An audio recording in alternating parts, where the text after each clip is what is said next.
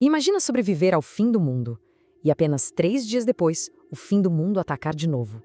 Como alguém sobrevive a isso?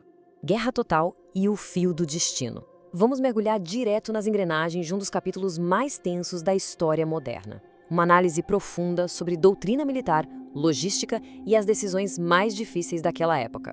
O fio desse destino sombrio vai ser revelado agora. E para a gente continuar desvendando esses mistérios históricos direto ao ponto, já deixa aquela curtida e se inscreve aqui no canal. Bora entender a fundo como tudo isso aconteceu. Seção 1. 2 sóis em 3 dias. A tensão dessa história foge totalmente do campo de batalha tradicional. Tudo ruiu em uma janela de tempo absurdamente curta. Olha o ritmo frenético. 6 de agosto, o clarão atinge Hiroshima. 8 de agosto, a invasão soviética na Manchúria. 9 de agosto, a vez de Nagasaki, é literalmente o fim de uma era acontecendo em questão de horas. Assim que pensei, isso é lindo, de repente não consegui ver mais nada. Eram 8h15 da manhã. Tsutomu Yamaguchi olhou para o céu de Hiroshima. E aí, o flash. Uma onda de choque insuportável.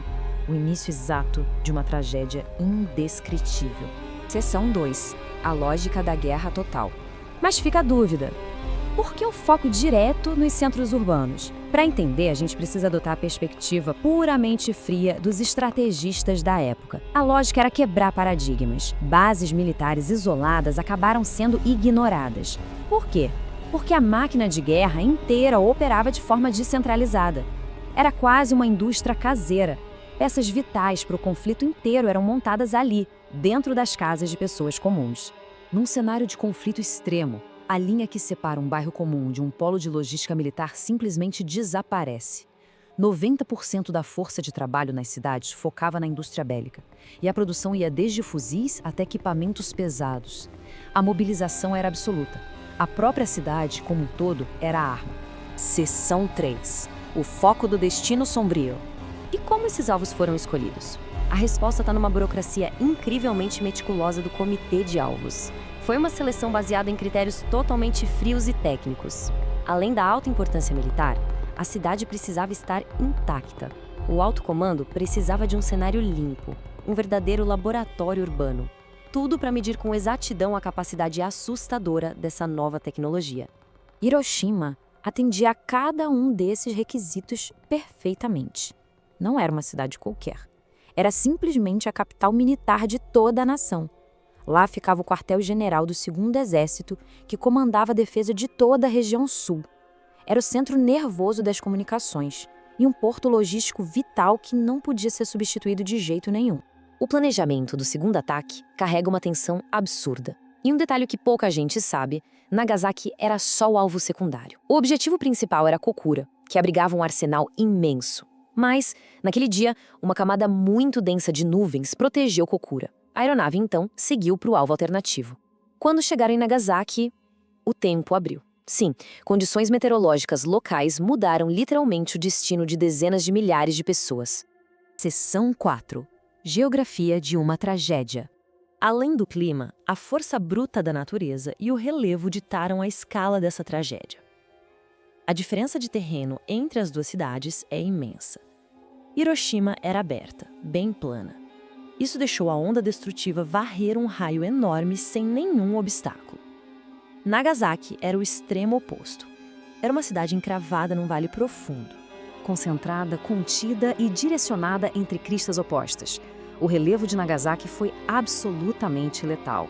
A detonação aconteceu a 500 metros de altitude, bem em cima de um vale em formato de V. As colinas ao redor funcionaram como um funil gigante. Aquela força absurda não se espalhou livremente, ela ficou concentrada lá embaixo. O resultado?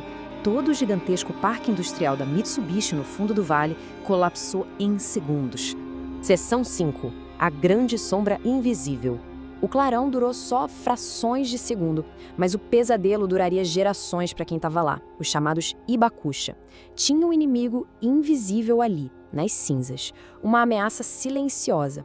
As consequências físicas impuseram danos biológicos cruéis que duraram muito tempo depois daquele flash.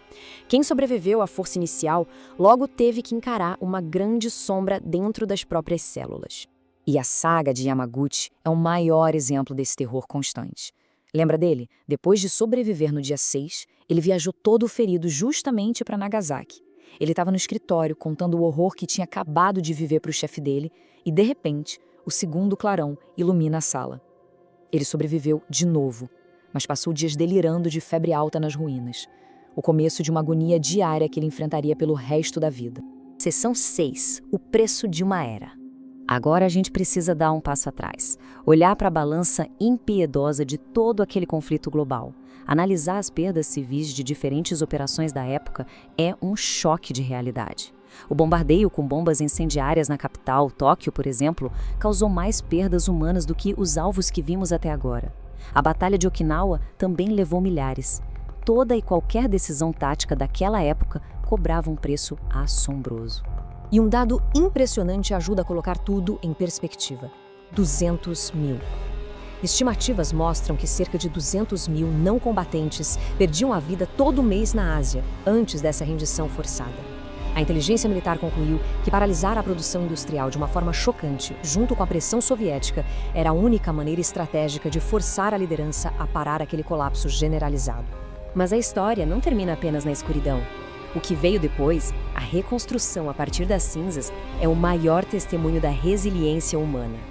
Imagina a força de vontade para reerguer cidades vibrantes, modernas e seguras em cima daqueles escombros. Uma coragem quase inacreditável. Os Hibakusha transformaram toda aquela dor prolongada numa mensagem silenciosa, mas muito poderosa, de paz. Aquele que apoia a guerra total em princípio não pode reclamar da guerra contra civis. Esse pensamento do padre John Sims resume o grande paradoxo ético da época.